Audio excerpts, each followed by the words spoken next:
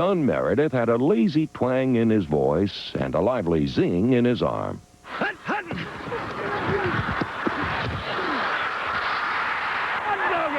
This native Texan was the quintessential good old boy. He was going to have a good time, and the game to him was supposed to be fun, and he played it just that way. He loved the game, and he loved to compete. Dandy Don saw himself as an entertainer, but he rarely followed the script. With a well-honed flair for improvisation, he played the role of a risk-taking renegade.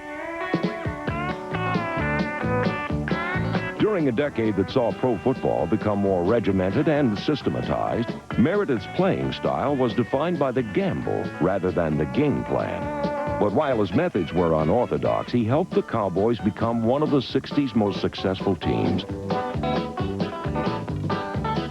Yet his devil-may-care spirit often produced hellish consequences. And he wrangled the rigid sensibilities of a head coach who believed that discipline was the key to football excellence. Our personalities were different, and he had a different outlook in football. He enjoyed football. You see him on television today, and that's the way he played football. He wanted to enjoy it. He wanted to have a good time doing it. And I didn't feel like that's what made great quarterbacks. We're in the biggest game of our life against the Green Bay Packers, the championship game in 1966. First time we'd ever been in the playoffs. And I remember the day of the game, we come to a team meeting, and I walk into the meeting, and everybody said, "Gosh, have you seen Don?" I said, "No, what's that?" He said he was walking through a store shopping, and he walked through a plate glass window and said his face is all cut up, and, you know, he won't be able to play. Well, I mean, I was devastated. I mean, here we were getting ready to play the championship game, you know, and our quarterback is hurt. And, you know, you would see him up in the front of the room, and, he'd kind of show you his face, and, boy, it was a tremendous scar on his face, you know, and you could see the stitches and everything. And all of a sudden, Meredith stood up and just took this scar and just peeled it off. And Burt Reynolds, who was a friend of his, had this, you know, Hollywood makeup artist make it up. And I'll tell you, it was so realistic. And when he pulled it off, I said, "Meredith, you son of a gun." He may have not have paid the price, particularly from a coaching standpoint, that you wanted to prepare for that game, you know, that you would like for him to, but he could go out and he played, and he could play with the best of them. And he was a tremendously courageous athlete. We were playing the Redskins, and I remember we had 59 seconds left to go and no timeouts, and we had 95 yards to go for a score, and we had to score a touchdown to win the game. And Don was beaten up worse that day than I think I've ever seen any athlete take punishment like this in one game. The Redskins were blitzing him practically every play, and one of his ribs broke, punctured a lung, and subsequently after the game, his lungs started filling up with fluid, and he almost died on the flight back.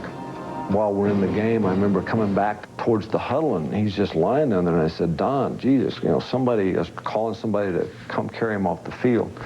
And he just looked up at me, he said, "Just get me to my feet." It's the only word he said. And I don't know why, but I knew we were going to win the game. Right then and right there, I knew we were going to win.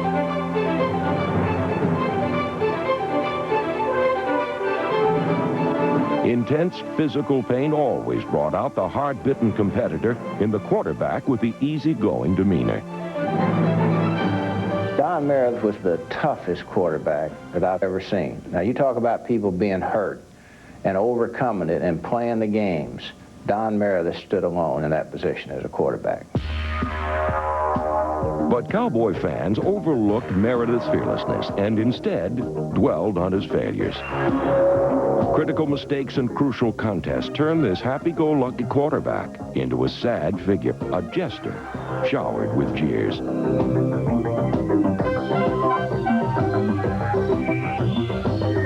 After we had lost badly to Cleveland, 38-19 or something, but it was worse than the score indicated. We went into this restaurant, and somebody noticed Don and I, and they started booing him. And the people sat there in this restaurant and stood up and booed him until we left. He'd had a broken rib that punctured a lung, and he had pneumonia, and he'd lost 15 pounds, been in the hospital about a week, got out of bed, went to Cleveland, played in the game. We lost the game. Defense played lousy, and Meredith really didn't have a lot to do with the loss, but the next day he took all the heat in the paper. Although fans rejected him. Meredith's teammates found his fun-loving spirit a rallying point for 9 seasons. He was so loose and so carefree that it was so much fun to be around. And yet when the game rolled around, he was as competitive as anybody you've ever seen. One of the most entertaining players to emerge from the sensational 60s, Don Meredith may never have won the big one. But his courage won him a lasting place in the Cowboys' Ring of Honor.